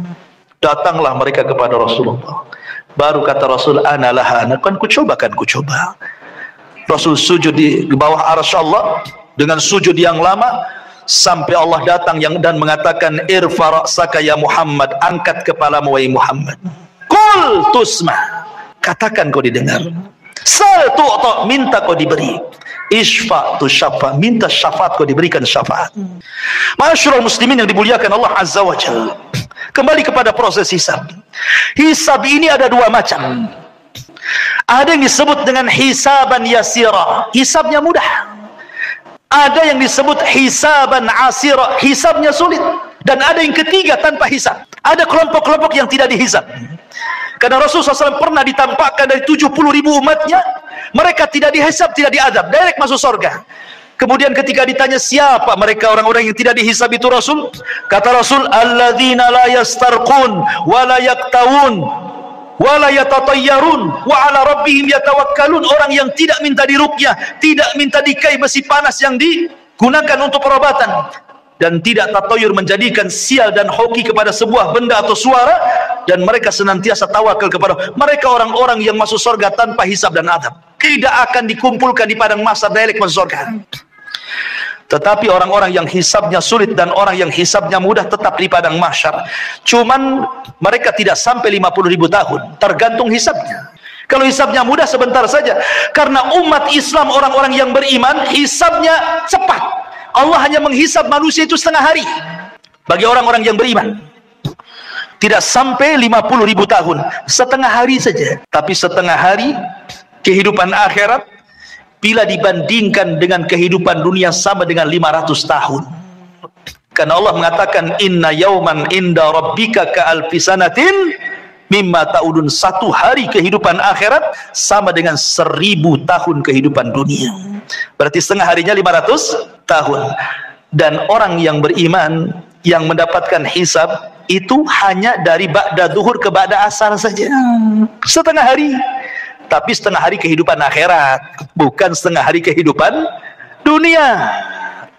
Ya, 500 tahun juga. Makanya orang-orang miskin lebih dahulu masuk surga setengah hari dibandingkan orang kaya. Orang kaya nunggu dulu 500 tahun baru masuk surga. Orang miskin masuk surga. Kenapa? Pertanyaannya berat. Min aina iktasabahu wa fima anfaqahu. Dari mana kau dapatkan harta itu? Kemana kau belanjakan? Kan itu ya. Banyak pertanyaannya. Kos-kosan 5-5-nya ditanya. Kan itu ya. Antum punya apa lagi? Mobil 3. Direntalkan, semua ditanya. Dari mana kau beli mobil itu? Kemana kau belanjakan? Ya. Semua ditanya. Akan ditanya semuanya. 1 hari antum belanja seberapa kali ke mall itu? Ditanya. Kan itu. Emang nggak ditanya dibelanjakan? Semua ditanya. Ini makanan yang kita makan ditanya. Minuman yang kita minum ditanya. Makanya Allah mengatakan, falyangduril insan ila ta'ami. Hendaklah manusia melihat kepada makan yang dimakannya. Karena semua akan ditanyakan. Allah mengatakan dalam Al-Quran, dalam surah Al-Hakumut Takatsur, la tus'alunna yawma idzin 'anil na'im. Akan ditanya pada hari kiamat itu semua nikmat yang Allah anugerahkan kepada kita. Ingat, hisab itu ada 2 cara. Orang yang berdebat dalam hisab celaka dia, pasti masuk neraka. Man nukisha fil hisab halak, kata Rasul. Orang yang melakukan perdebatan dengan Allah ketika hisab, celaka dia. Maksudnya apa? Allah akan mengatakan, dulu ku beri mata kau, sudah kau syukuri matamu? Jawab. Maka dia mengatakan, belum ya Rabb. Ya. Dulu ku beri telinga, itu sebagai amanah. Kau gunakan untuk apa telingamu? Untuk maksiat kau, untuk taat? Oh, untuk maksiat ya Rabb. Terjadi dialog. Ya. Kalau terjadi munaqashah, dialog seperti ini, celaka orang ini. Tetapi kalau yang kedua ini tidak terjadi dialog, dia hanya mengiyahkan saja kata Allah, Bukankah dulu di bumi aku berikan begini? Iya. Bukankah dulu di bumi aku berikan ini? Iya. Iya. Gitu saja. Dia nggak bantah. Maka Allah mengatakan, al-an satartuka wa ghafartu dzanabak. Al-an satartuka, sekarang kututupi dosamu. Wa ghafartu dzunubak, dan ku ampuni dosa-dosamu. Ini hisaban yasira namanya. Hisab yang mudah, hanya ditanya tapi tidak perlu jawab. Tetapi yang memerlukan jawaban sehingga terjadi munaqashah, dialog antara Allah dengan kita, ini celaka orang ini. Ya, pasti binasa orang ini. Hisabnya sulit. Ketika semua sudah dihisab, maka datanglah mizan timbangan. Barulah timbangan. Faman thaqulat mawazinu fahuwa fi 'ishatir radiyah wa man khaffat mawazinu fa ummuhu hawiyah wa ma adraka ma hiya narun hamiyah. Siapa yang berat timbangan baiknya, maka dia dalam kehidupan yang diridai masuk surga. Tapi siapa yang berat timbangan buruknya, dipastikan masuk neraka. Ma'asyiral muslimin, setelah terjadi penimbangan amal, maka manusia mulai dikelompokkan tuh dengan sesembahannya masing-masing. Nyembah apa antum di bumi? Nyembah pohon, bersama pohon itu. Nyembah ular sendok, bersama ular sendoknya. Nyembah apa lagi? Batu, bersama batunya. Semua orang dikumpulkan dengan sesembahannya. Dan ketika orang-orang kafir, orang munafik, orang yang beriman sudah terkelompok-kelompok, maka Allah mengatakan, wasiqal ladzina kafaru ila jahannam zumara. Giring orang-orang kafir itu, masukkan ke neraka saja. Mereka tidak akan sempat meniti siratal mustaqim. Padahal Allah mengatakan, wa in kuntum illa wariduha, kalian pasti akan melewatinya. Tapi orang kafir direct masuk neraka, tidak ada lintas melintasi siratal mustaqim. Ketika semua orang-orang musyrik, orang kafir sudah Allah masukkan ke neraka, tinggal mukmin dan munafik. Di sini Allah Subhanahu wa taala bagikan cahaya, setiap orang dapat cahaya. Cahaya itulah bekal kita meniti titian siratal mustaqim. Karena itu gelap. Neraka jahanam itu gelap. Karena titian itu terbentang di neraka jahanam. Karena Allah Subhanahu wa taala mengatakan, wa jaa rabbuka wal malaku saffan saffa wa ji'a bi jahannam yauma idzin yatadzakkarul insan andalahu dzikra. Ketika Allah datang menemui makhluknya di padang mahsyar, malaikat bersop-sop, Allah katakan, jahanam tarik ke sini. Jahanam pun ditarik. Jahanam punya 70.000 tali kekang. Satu tali kekang ditarik 70.000 malaikat. Besar. Ya. Kemudian di hadapan manusia, kemudian Allah bentangkan di situ siratal mustaqim, jisrun, jembatan yang terbentang di antara neraka jahanam.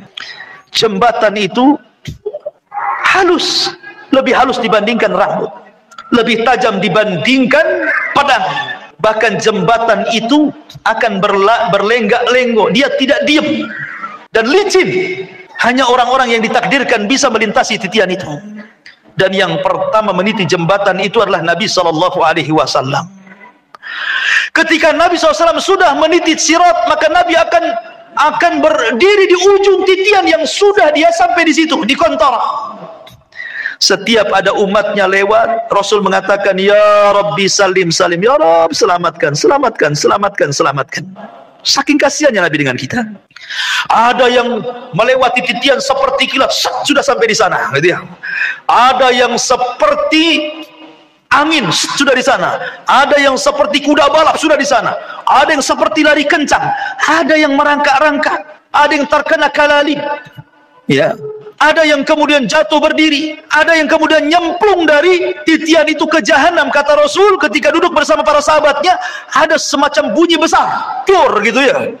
Kata Rasul mengatakan, tahukah kamu itu suara apa? Sahabat mengatakan, tidak tahu wahai Rasul. Itu batu segede unta, 70 tahun yang silam jatuh dari titian dan baru sampai sekarang di intip neraka jahanam. Artinya kalau orang jatuh dari titian sampai neraka itu 70 tahun itu baru sampai di dasar jahanam, naudzubillah. Ya. Ma'asyiral muslimin, maka satu persatu orang-orang munafik diberikan cahaya, orang-orang beriman diberikan cahaya. Orang munafik diberikan cahaya, kadang padam, kadang terang, kadang padam, kadang terang. Ketika berjalan mereka mengatakan, naqtabis min nurikum, hai orang yang beriman, tunggu dulu, aku ikut cahayamu. Kata orang beriman, ambil lagi kau cahaya di belakang, katanya.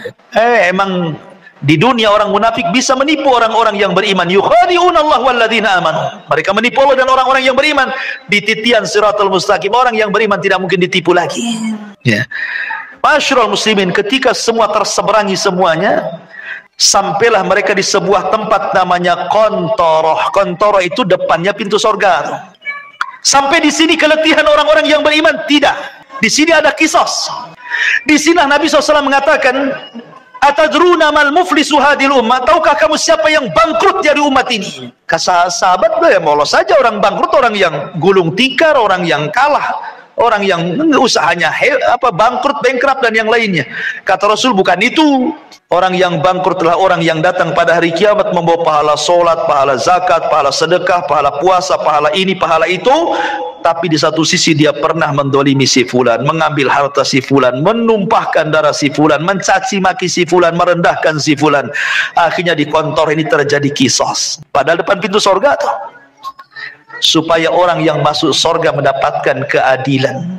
Supaya dalam hatinya tidak ada lagi dongkol dengan kawannya. Supaya ketika masuk sorga di wanaza'na ma fi suduruhum min ghillin ikhwana. Allah cabut perasaan dengki sehingga menjadi bersaudara dalam sorga. Karena orang-orang penduduk sorga itu satu hati. Kalau kita akan berhati-hati, ada yang dengki, ada yang iri, ada yang benci, ada yang marah, ada yang emosi, kan itu ya. Supaya tidak ada itu, maka terjadi kisos di sini. Ya. Hei, dulu kau sudah memukul aku, sini kamu. Mana pahalamu? Diambil pahalanya. Nih dosaku. Ketika kemudian dia sudah tidak punya pahala karena sudah dikasihkan orang banyak, karena banyak yang didolimi, dia mengatakan, mana pahalamu? Aku tidak punya pahala, sudah habis. Kalau gitu ambil dosaku saja. Oh gitu ya. Fa in faniyat hasanatuhu, kalau sudah habis kebaikannya, maka nggak dilempar dosanya kepada dia. Pada sudah dikontor, dilempar lagi ke belakang ke neraka. Ketika kisos sudah terjadi, ini kisos sesama orang yang beriman ya. Kalau kisos dengan orang kafir, kisos dengan binatang, dolim kepada binatang, dolim kepada orang kafir, dolim sesama orang kafir, dolim orang-orang yang beriman kepada orang kafir atau orang kafir kepada beriman, ini sebelum titian. Sebelum titian, nah itu dolim di situ. Kisosnya itu. Tetapi di kantor itu hanya khusus orang beriman saja, karena sudah mau masuk surga masalahnya. Bahkan orang-orang yang dibunuh akan datang menghadap Allah tanpa kepala. Dalam hadis Abdullah bin Abbas radhiyallahu anhu itu, tangan kirinya membawa kepalanya. Walaupun ketika di bumi tidak dibunuh dengan cara dipenggal kepala, tapi nanti pada hari kiamat orang yang dibunuh itu seperti itu bentuknya. Lehernya nggak ada, kepalanya dipegang oleh tangan kirinya, tangan kanannya menyeret orang yang membunuhnya, kemudian menghadap Allah dan mengatakan, ya Rabb, sal hadza lima qatalani. Tanya orang ini, kenapa kau bunuh aku? Kenapa dia bisa membunuhku? Dan bayi-bayi yang dilempar hidup-hidup kemudian mati, seperti orang-orang yang punya anak dari hasil zina kemudian malu, dilemparlah anak itu ke solokan, ke tong sampah, ke kerdus, akhirnya mati. Maka Allah mengatakan, wal mau'udatu su'ilat bi ayyi dzambin qutilat. Bayi-bayi itu akan membawa kepalanya menghadap Allah dan mengatakan, ya Rabb, sal hadza lima qatalani. Tanya ibuku kenapa dia membunuhku, tanya bapakku kenapa dia membunuhku. Semua akan ada kisah, ikhwan. Hati-hati ya. Tapi kalau sudah tidak ada kisos lagi, baik antara orang kafir dengan orang yang beriman atau sebaliknya, manusia dengan binatang atau sebaliknya, kemudian kisos terjadi antara orang yang beriman dan sudah selesai, maka manusia berjubel di pintu sorga. Sayati alaikum zaman kadidum minaz ziham. Akan datang, kata Rasul, zamannya manusia akan berdesak-desakan di pintu sorga. Padahal mereka sudah diponis masuk sorga, tidak mungkin masuk neraka, tapi tidak bisa masuk sorga juga karena pintunya tertutup. Semua para nabi berusaha membuka, tidak bisa. Tidak diizinkan malaikat Ridwan. Tiba-tiba di tengah-tengah manusia yang sudah diponis masuk surga itu, muncullah seorang laki-laki, Sayyidul Anbiya'i wal Mursalin, Sayyidul Awwalina wal Akhirin, Muhammad sallallahu alaihi wasallam, Nabi kita, qudwah kita, Rasul kita, mendekati pintu dan membuka pintu surga dengan mengetuknya, Assalamualaikum. Maka Ridwan mengatakan, Waalaikumsalam, man, siapa kamu? Kata Rasul, ana Muhammad, saya Muhammad. Kata malaikat Ridwan, bika umirtu alla aftah li ahadin qablak. Aku diperintah Allah untuk tidak membuka pintu surga kecuali kau yang minta. Kata Rasul, ana awal man aftatihu babal jannah. Sayalah orang yang pertama kali membuka pintu surga. dibentanglah pintu sorga. Pintu sorga ini ada yang meneriak, ada yang berteriak. Jadi Allah Subhanahu wa ta'ala meletakkan para pemanggil di pintu-pintu sorga. Kalau dia ahli solat, duya min babis solat. Hei pakar-pakar solat, kau ke sini, masuknya di sini, jangan di situ. Yang pakar puasa sunnah, puasa Senin Kamis, Ayyamul Bid, Daud, pokoknya ahli puasa, ada pintunya dari pintu royan. Ahli puasa, sini dari pintu royan, jangan pintu itu. Pintu jihad mengatakan, yang mati syahid lewat sini. Pintu tobat, yang tobat lewat sini. Masing-masing pintu itu menyeru kepada keahlian ibadahnya masing-masing. Dan sorga itu memiliki 8 pintu, berbeda dengan neraka 7 pintu. Kenapa? Biar menunjukkan bahwa rahmat Allah lebih luas dibandingkan murkanya. Makanya dibuat pintu sorga lebih banyak dibandingkan pintu neraka. Karena Rasul mengatakan, Allah berfirman, inna rahmati wasiat ghadabi, rahmatku lebih luas dibandingkan murkaku. Ma'asyiral muslimin, ketika ada orang yang berdiri di pintu sorga, dia berdiri nih, dia nggak mau masuk sorga.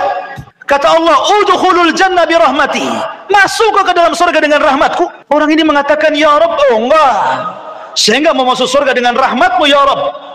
Kalau masuk sorga karena rahmatmu itu bagi orang yang melakukan dosa, kemudian bertobat, kau kasih sayangi dia, akhirnya kau katakan masuk dengan rahmatmu.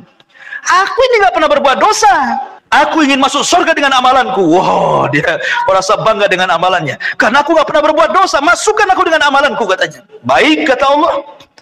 Hitung amalan berapa? Dihitung amalannya. Rupanya amalannya tidak sebanding dengan satu nikmat yang Allah berikan, nikmat penglihatan. Karena amalannya lebih banyak daripada melihat. Karena takut dia tidak bisa masuk surga dengan amalannya. Kalau gitu, ya Rabb, masukkan aku dengan rahmatmu ke dalam surga, katanya. Ya, karena masuk surga itu karena rahmat Allah. Kata sahabat, wala anta ya Rasul, termasuk engkau wahai Rasul, termasuk saya. Allah masukkan saya ke surga karena rahmatnya. Tapi Allah masukkan ke neraka karena keadilannya. Ma'asyiral muslimin yang dimuliakan Allah Subhanahu wa ta'ala.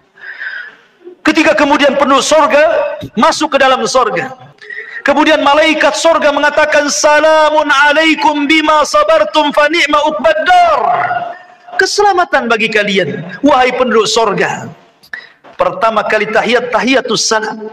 Salamun qaulan bir rabbir rahim. Allah pun mengucapkan salam. Orang-orang tertentu saja mendapatkan salam di dunia itu. Seperti Khadijah, istri Nabi. Kata Nabi SAW, Rabb dan Jibril menitipkan salam kepadamu ya Khadijah. Wah, tidak semua dapat salam dari Allah dan malaikat Jibril itu. Hanya orang-orang tertentu seperti Khadijah, karena Rasul yang mengatakan Allah dan Jibril menitipkan salam. Tapi orang masuk surga semua akan dapat salam dari Allah. Salamun qaulan mir rabbir rahim. Ya, mereka dapat salam. Dan salam itu artinya selamat, karena di surga tidak ada aib. Di surga itu selamat semuanya, tidak ada orang yang lisannya kotor, tidak ada di surga itu. Tidak ada tukang gibah, tukang gunjing, tukang caci, tukang maki, tukang merendahkan. Tidak ada. Nggak ada yang dendam, nggak ada. Sampai kepada istri-istri tidak ada cemburu kalau antum bersama bidadari. Karena semua jadi salam. Selamat semuanya. Selamat aib, dari aib selamat. Antum tidak kencing, antum tidak berak, antum tidak meludah, antum tidak mengeluarkan dahak, antum tidak ada congeknya, bahasa gitu. Pokoknya selamat badannya. Sampai-sampai ditanya Rasul, kalau hari-hari makan minum, cemana beraknya, cemana kencingnya? Kata Rasul, berak dan kencingnya dengan keringat, dan keringatnya seperti minyak misi. Itulah berak dan kencingnya penduduk sorga, katanya. Wah, luar biasa. Ya. Selamat badannya. Wanitanya tidak haid, tidak ada nifas, tidak ada bau ketiak di sorga itu, semua wangi. Dunia antum harus bawa apa tuh? Kadang-kadang dikasih kapur barus ketiak di bumi kan gitu ya. Di sorga nggak ada bau, nggak ada bau-bau di sorga itu, karena selamat badannya. Ya. Di sorga tidak ada nenek-nenek. Di zaman Rasul ada nenek-nenek datang kepada Rasul, aku masuk surga nggak Rasul? Kata Rasul, nenek-nenek nggak masuk surga. Nenek ini menangis, pergi dia. Kemudian Rasul mengatakan kepada sahabat, bilang sama nenek itu, bukan berarti nenek itu nggak masuk surga, maksudnya di surga nggak ada nenek-nenek. Bacakan ayat inna ansha'nahunna insha'an wa ja'alnahunna abqara uruban atraba. Kami jadikan nenek-nenek jadi gadis-gadis usianya 33 sampai 34. Semua sama usianya segitu. Ya. Dan surga itu nikmatnya yazdah, bertambah dan bertambah. Ada sukul jannah, pasar surga. Pasar ini setiap Jumat kalau di bumi, kalau di surga namanya Yaumul Mazid, hari tambahan nikmat. Semua penduduk surga ke pasar, yang laki-lakinya itu berjumpa dengan kawan-kawannya di pasar itu, kemudian ngobrol cerita pengalaman antum di dunia. Oh, kita kan pernah ngaji di Odessa dulu, kenal nggak antum di samping saya? Nanti itu bicarakan semua itu akan teringat dengan kehidupan dunia. Jadi pembicaraan nanti di pasar itu, pembicaraan kita di dunia, obrolan kita, bercandaan kita, semua akan dibicarakan di pasar surga itu. Di pasar surga itu ada jual beli, ya, hanya untuk berjumpa dengan kawannya, ngobrol, minum, makan di situ enak-enak. Kemudian sebelum pulang, habar riyah. Tiba-tiba Allah Subhanahu wa taala hempaskan angin, membawa debu, kemudian mengenai jasad-jasad orang yang ada di pasar surga itu. Fayazdad husnan wa jamala, maka dia akan bertambah gantengnya, bertambah sehatnya, bertambah kekarnya, bertambah indah. Ketika pulang istrinya nggak kenal. Laqad izdastum husnan wa jamala. Wahai suamiku, kenapa kau makin tampan, makin ganteng, makin itu? Dalam kisah Israiliyat disebutkan, ini Israiliyat lagi ya. Jadi di pasar-pasar surga itu banyak gambar macam-macam. Ya, mungkin kalau di dunia itu antum tahu tukang cukur, kan banyak tuh gambarnya kan. Ada yang jadi sebegini rambutnya, jadi sebegini rambutnya, jadi sebegini, kan banyak tuh. Tinggal tunjuk saja, cukur saya seperti ini. Nanti dicukur kayak gitu kan. Nah di surga itu akan dibentuk tuh macam-macam gambar yang ganteng-ganteng itu, tinggal nunjuk saja Anda akan seperti itu. Itu cerita Israiliyat. Iya. Iya. Oh kayak gitu. Kayak siapa? Antum kayak Abu Humairah, jadilah Abu Humairah. Nggak mau lah, gemuk gitu. Jadi mereka pulang itu berjumpa dengan istrinya, kata istrinya, laqad izdastum husnan wa jamala. Hei suamiku, kenapa kau makin ganteng? Kata suaminya, kau juga kenapa makin cantik, katanya.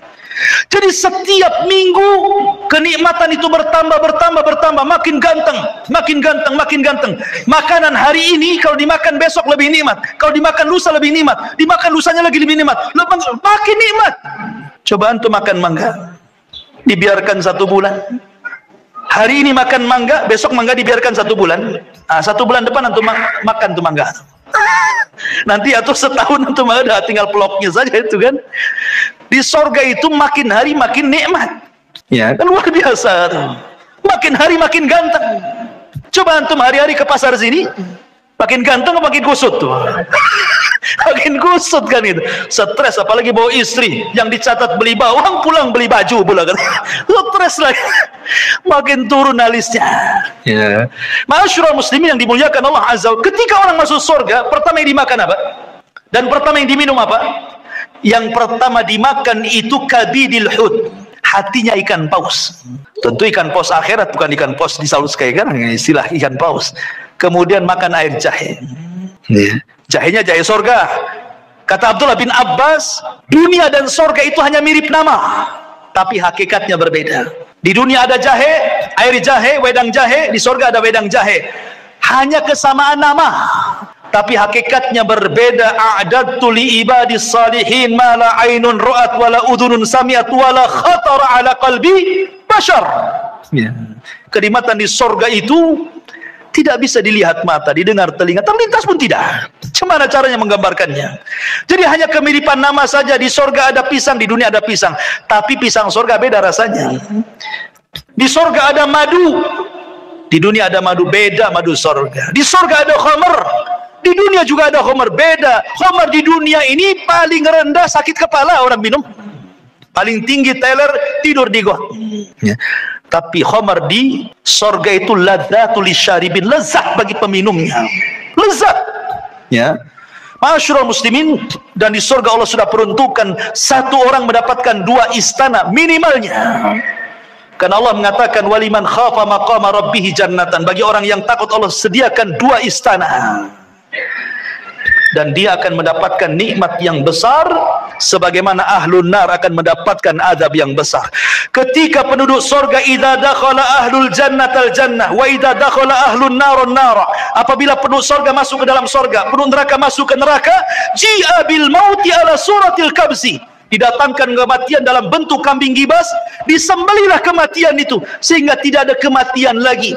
Maka datanglah penyeru kepada penduduk surga, ya ahlal jannah la mautalakum wa ya ahlan nar la mautalakum.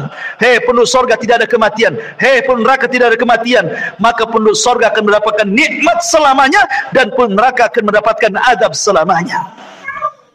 Itulah ringkasan perjalanan manusia dari kelahiran sampai wafat, sampai di padang mahsyar, sampai masuk ke dalam surga dan neraka.